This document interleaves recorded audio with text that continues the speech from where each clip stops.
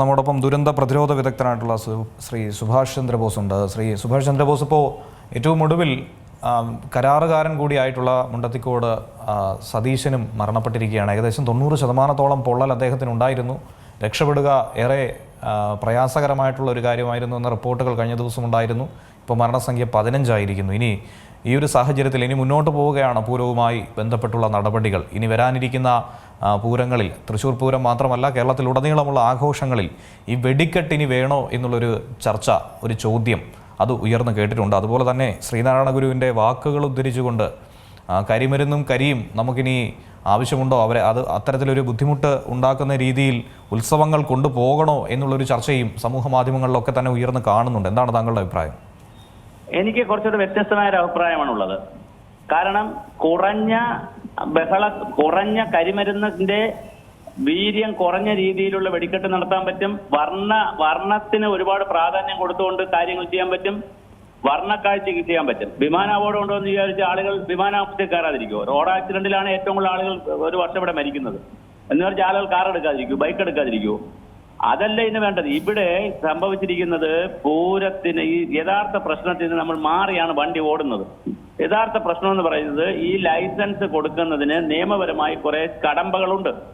ഈ കടമ്പകളും അവിടെ infrastructure vice കുറെ കാര്യങ്ങൾ ചെയ്യേണ്ടതുണ്ട്. നിയമപരമായ കുറെ കാര്യങ്ങൾ ചെയ്യേണ്ടതുണ്ട്.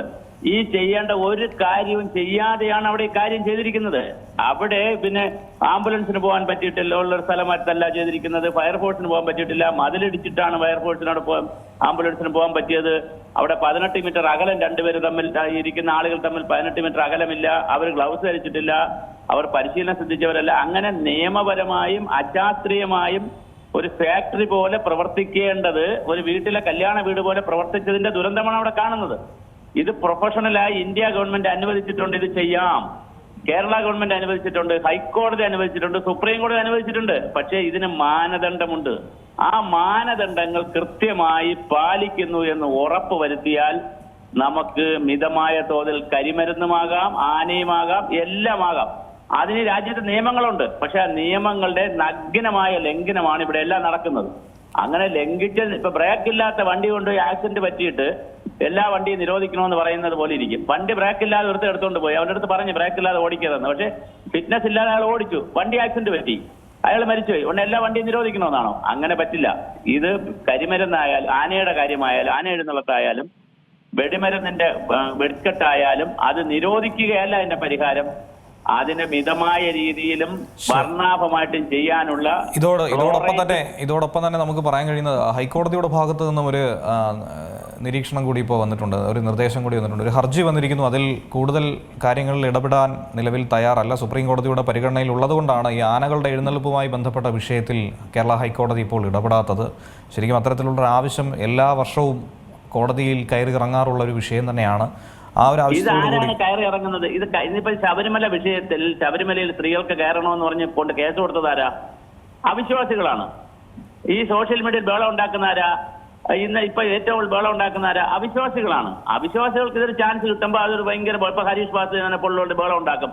ഹരീഷ് ബാസുദേവ് വിശ്വാസിയല്ല, അമ്പലത്തിൽ പോകുന്ന ആളല്ല, അയാൾക്ക് പല ബഹളം ഉണ്ടാക്കാൻ പറ്റും. പക്ഷെ വിശ്വാസികളെ സംബന്ധിച്ചിടത്തോളം വളരെ കൃത്യമായ നിയമങ്ങൾ പാലിച്ചുകൊണ്ട് ഇത് ചെയ്താൽ പ്രശ്നമില്ല. 50 വർഷമായിട്ട് അവിടെ പ്രശ്നമില്ലല്ലോ. തൃശ്ശൂർ പൂരം തന്നെ എത്ര വർഷമായിട്ട് നടത്തുന്നു. പക്ഷെ നടത്തുമ്പോൾ അതിൽ നിയമപരമായി നടപ്പിലാക്കേണ്ട കാര്യങ്ങൾ, പിന്നെ ഇൻഫ്രാസ്ട്രക്ചർ വൈസ് പ്രൊഫഷണലായി ചെയ്യേണ്ട കാര്യങ്ങൾ ചെയ്തിട്ട് അപകടം വന്നാൽ പിന്നെ നമുക്ക് പറയാം ഇത് തൊട്ടാലുടനെ അപകടം വരുന്നത്. അങ്ങനെയല്ലല്ലോ. ഈ കെമിക്കൽസ് കൈകാര്യം ചെയ്യുന്നതിന് വളരെ കൃത്യമായ നിയമാവലിയുണ്ട്. ആ നിയമാവലി പാലിക്കണം. അത് പറയുന്ന പോലെ പെസോയുടെ നിർദ്ദേശങ്ങളൊക്കെ തന്നെ കാറ്റിൽ പറത്തിക്കൊണ്ടാണ് പലയിടത്തും ഈ വെടിക്കെട്ട് നിർമ്മാണം നടത്തുന്നത്. അവിടെയാണ് പോയിന്റ്. പെസോയുടെ നിർദ്ദേശമുണ്ട്. ഞാൻ ചോദിക്കട്ടെ, ജില്ലാ കളക്ടർ എവിടെയാണുള്ളത്? നിങ്ങളിത് ഒരു ഉത്തരവാദിത്തപ്പെട്ട ചാനൽ എന്നുള്ള നിലയിൽ അവിടുത്തെ തൃശ്ശൂർ ജില്ലാ കളക്ടറോട് നിങ്ങളുടെ ടീമിനയച്ച് ചോദിക്കണം. അവർ Kerala state disaster management authority ഇറക്കിയിട്ടുള്ള ഓറഞ്ച് ബുക്കുണ്ട്, അത് വായിച്ചിട്ടുണ്ടോ? അതുപോലെ തന്നെ DM ആക്ടില് 51 മുതൽ 60 വരെയുള്ള ആക്ട് വായിച്ചിട്ടുണ്ടോ? 56ാമത്തെ act, DM act, disaster management act 2005 56ാമത്തെ വകുപ്പ് എന്ന് പറയുന്നത് ഇതുപോലെ പെസോടെയും ഇതുപോലത്തെ കാര്യങ്ങള് നിയമലംഘനമായി അല്ലെങ്കിൽ നിയമപരമായ കാര്യങ്ങൾ ചെയ്യാതെ വെടിക്കെട്ട് പുരയല്ല എന്ത് കാര്യം നടത്തിയാലും അത് കണ്ടില്ല എന്നും കടിക്കാനോ അല്ലെങ്കിൽ അത് പോയി തിരക്കാത്ത ഉദ്യോഗസ്ഥനെ 1 വർഷം ജയിലിലിടാം. എന്ന് പറഞ്ഞാൽ പുറ്റുങ്ങൽ അപകടം കഴിഞ്ഞപ്പോൾ അവിടുത്തെ കളക്ടറെയും SP-യെയും ശിക്ഷിക്കണമെന്ന് പറഞ്ഞു. ഇത് നോക്കിക്കോളൂ, ഇത് സത്യസന്ധമായ ജസ്റ്റിസ് രാമേന്ദ്രൻ നായർ അന്വേഷിച്ചാൽ, കൃത്യമായി അന്വേഷിച്ചാൽ തൃശൂർ കളക്ടറും തൃശൂരിലെ SP-യും കുടുങ്ങും. കാര്യം അവർ ചെയ്യേണ്ട 2 ചുമതലകളുണ്ട്. അവർ നേരിട്ടോ അവരുടെ ഉദ്യോഗസ്ഥരോ അവിടെ പോയി ഈ സ്ഥലം വിസിറ്റ് ചെയ്ത്, അതുപോലെ ഇലക്ട്രിക്കൽ ഇൻസ്പെക്ടറേറ്റുകാർ കുരുങ്ങും. അവരവിടെ പോയിട്ടില്ല. ഇത് നിയമപരമായി ചെയ്യേണ്ട കാര്യങ്ങൾ ചെയ്തിട്ടില്ല മാഷേ. പിന്നെ എങ്ങനെയാണിത്? പിന്നെ ആളുകൾക്ക് വിട്ടുകൊടുത്തിട്ട് അവിടുത്തെ ലൈസൻസ് ഉള്ള ഒരാളിനെ എന്ത് ചെയ്യാൻ അവസരം കൊടുത്തിട്ട് പിന്നെ ഇത് വെളിയിരുന്നുകൊണ്ട് നമ്മൾ കുറ്റം പറഞ്ഞാൽ മതിയോ? അതുകൊണ്ട് ഇത് നിരോധിക്കലല്ല ഇതിന്റെ പരിഹാരം. കാര്യകാരണ സഹിതം ഡേറ്റാബേസ് ഇത് പരിശോധിക്കലും. ഈ രാജ്യത്തെല്ലായിടത്തും വെടിക്കെട്ടില്ലേ? ഈ രാജ്യത്തെല്ലായിടത്തും ആന എഴുന്നള്ളത്തില്ലേ? അവിടെ എല്ലാം ആന മരിക്കുകയാണോ? അല്ല. പക്ഷെ അതിന് ചെയ്യേണ്ടുന്ന കാര്യങ്ങൾ, ചെയ്യേണ്ട നിയമപരമായി ചെയ്യേണ്ട ഇൻഫ്രാസ്ട്രക്ചർ വൈസ് ചെയ്യേണ്ട കാര്യങ്ങൾ ചെയ്തിട്ടാണ് അപകട മരണം. ഓക്കെ, നമുക്ക് അതിനകത്ത് പറയാം. പക്ഷെ ഇത് ചെയ്തില്ലല്ലോ, അതാണ് വിഷയം. നിരോധനമല്ല, മറിച്ച് നിയന്ത്രണം കടുപ്പിക്കുക. നിയന്ത്രണം കടുപ്പിക്കാനല്ല, നിയമം പാലിക്കുക എന്നുള്ളതാണ്. നിയന്ത്രണവും കടുപ്പിക്കേണ്ട, നിയന്ത്രണമൊന്നും കടുപ്പിക്കൊന്നും വേണ്ട. ഉള്ള നിയമം പോലെ പാലിക്കുക. നമുക്ക് പൊല്യൂഷൻ കൺട്രോൾ എടുക്കാതെ പൊല്യൂഷൻ എടുക്കാതെ വണ്ടി ഓടാൻ പറ്റുമോ? ഫിറ്റ്നസ് 15 വർഷം കഴിഞ്ഞാൽ കാറൊക്കെ ഫിറ്റ്നസിന് കൊടുക്കണ്ടേ? അതുപോലെ വളരെ കൃത്യമായ നിയമങ്ങളുണ്ട്. നിയമങ്ങൾ ഉണ്ടാക്കുക പോലും വേണ്ട, നിയമങ്ങളുണ്ട്. അത് പാലിക്കണം, അതാണ് പ്രധാനം. അത് പാലിക്കപ്പെട്ടാൽ അപകടത്തിന്റെ പകുതിയല്ല പിന്നെ വരുന്നൊരു വേറെ ഏത് കാര്യത്തിലൊരു ഇതുണ്ടല്ലോ. അപ്പൊ അതല്ലാതെ ഒരുപാട് നമുക്ക് കുറയ്ക്കാൻ പറ്റും നിയമം പാലിച്ചാൽ. നമുക്കിപ്പോൾ വ്യക്തമായൊരു നിയമ സംവിധാനവും ചട്ടക്കൂടും ഒക്കെ ഉണ്ടെങ്കിൽ പോലും ഇത്തരത്തിൽ ചില പഴുതുകൾ ഉപയോഗിച്ചും അശ്രദ്ധ കൊണ്ടും ഇതുപോലുള്ള അപകടങ്ങൾ ക്ഷണിച്ചു വരുത്താറുണ്ട്. അതിന് ശക്തമായൊരു ഇതിന്റെ ശക്തമായ മോണിറ്റർ നടക്കണമെന്ന്. ഇവരാരെങ്കിലും ആ പറഞ്ഞ ഈ ഇത് ഉണ്ടാക്കുന്ന സ്ഥലത്ത് ആരെങ്കിലും പോയി ഇതെല്ലാം കറക്റ്റ് ആണോ നോക്കിയോ? തുടങ്ങുന്ന മുമ്പേ ഇതെല്ലാം അവർക്ക് ഓക്കെ നിങ്ങൾ തുടങ്ങിക്കോളൂ എന്ന് പറഞ്ഞോ? 74 വയസ്സുള്ള അമ്മയും ഇതിനകത്തിരുന്ന് പണിയെടുക്കുന്നു. ഒരു വയസ്സ് ഫിക്സ് ചെയ്യണ്ടേ? ഒരു 10, 60, 50 വയസ്സ് ഫിക്സ് ചെയ്യണ്ടേ ഇതിന്റെ പണിയെടുക്കുന്ന ആളുകൾ? പുരുഷന്മാർ കൂടുതൽ പണിയെടുപ്പിക്കണ്ടേ? സ്ത്രീകൾക്കൊന്നും പറ്റുന്ന പണിയല്ല ഇത്. അപ്പൊ ഇത് കുറച്ച് കാര്യങ്ങളുണ്ട്, അത് ചെയ്യുകയാണ് വേണ്ടത്. അത് ചെയ്യുന്നതിന് പകരം ഇത് നിരോധിക്കാനാണെങ്കിൽ പിന്നെ ഇതെല്ലാം നിരോധിച്ചു പോകാനേ പറ്റത്തുള്ളൂ മാഷേ. പിന്നെ ഈ കൂടുതൽ ബഹളം സോഷ്യൽ മീഡിയയിൽ ഉണ്ടാക്കുന്ന ആരാണ്? നിങ്ങൾ സൂക്ഷ്മതലത്തിൽ പരിശോധിച്ചാൽ അത് വേറെ ടീമാണ്. ഇപ്പൊ ഞാൻ ചെറിയ ഉദാഹരണം പറയാം. വേറെ ഇതുമായി ബന്ധമില്ലാത്തതാണെങ്കിലും ഇൻഡയറക്റ്റ് ബന്ധം ചെയ്യാം.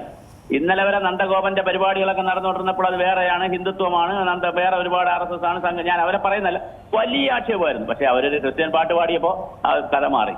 ഇത്രയേ ഉള്ളൂ മലയാളി. ഞാൻ മലയാളിയുടെ ചില കാപട്യം പറയാനാണ്. മലയാളിയെ സംബന്ധിച്ചിടത്തോളം ഇങ്ങനെ ചില കപടതകളുണ്ട്. ആ കപടതകളെല്ലാം നമ്മൾ മാറ്റിവെച്ചാൽ നമുക്ക് സത്യസന്ധമായി നിയമങ്ങൾ നടപ്പിലാക്കുക. ഈ രാജ്യത്തെ നിയമങ്ങൾ, ഈ രാജ്യത്തെ നിയന്ത്രണങ്ങൾ, ഇതൊക്കെ സത്യസന്ധമായി നടപ്പിലാക്കിയാൽ ഒരു അപകടവും വരില്ല. പക്ഷേ ഇനി മറ്റൊരു സംശയം, അതായത് ഈ 2012 കേരള ക്യാപ്റ്റീവ് എലിഫന്റ് നിയമങ്ങളും അതുപോലെ സർക്കാരിൻ്റെ തൊട്ടടുത്ത വർഷത്തെ സർക്കുലറും ഒക്കെ തന്നെ ഉണ്ട്. അതനുസരിച്ചുകൊണ്ടാണ് നിലവിൽ ആന എഴുന്നള്ളത്തും മറ്റും ഒക്കെ തന്നെ മുന്നോട്ട് കൊണ്ടുപോകുന്നു. ഈ പറഞ്ഞ പോലെ ഫോറസ്റ്റിൻ്റെ മേൽനോട്ടവുമുണ്ട്.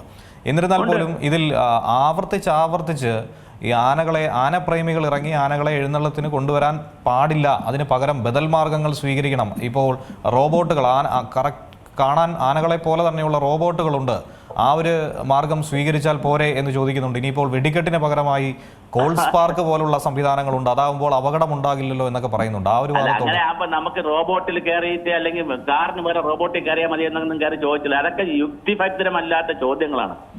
നമ്മൾ ഉള്ള സംവിധാനത്തെ നമുക്ക് എങ്ങനെ മെച്ചപ്പെടുത്താം, കൂടുതൽ കർശനമാക്കി കൊണ്ടുപോകാം, നിയമങ്ങൾ എങ്ങനെ പുതിയതുണ്ടാക്കാം, പുതിയ പരിശീലന മാർഗങ്ങൾ എങ്ങനെ, അങ്ങനെ പുരോഗമിച്ചല്ലേ സമൂഹം പോകുന്നത്. മറ്റത് ഒരു ചുമ്മാ അഡമന്റായിട്ട് അത് വേറെ അജണ്ടകളാണ് വന്ന് നിന്ന് വർത്താനം പറയുന്നത്. അതിനകത്ത് താല്പര്യമില്ല, എനിക്ക് താല്പര്യമില്ല, അത്രേ ഉള്ളൂ. ശരി, അപ്പോൾ നിലവിൽ ഈ വിഷയത്തോട് പ്രതികരിച്ചിരുന്ന നന്ദി ശ്രീ സുഭാഷ് ചന്ദ്രബോസ്. എന്തായാലും ഏറ്റവും പുതിയ വാർത്തകളും വിശേഷങ്ങളും വിരൽ തുമ്പിലറിയാൻ സീ മലയാളം ന്യൂസ് എല്ലാ ഡിജിറ്റൽ പ്ലാറ്റ്ഫോമുകളിലും ലഭ്യം.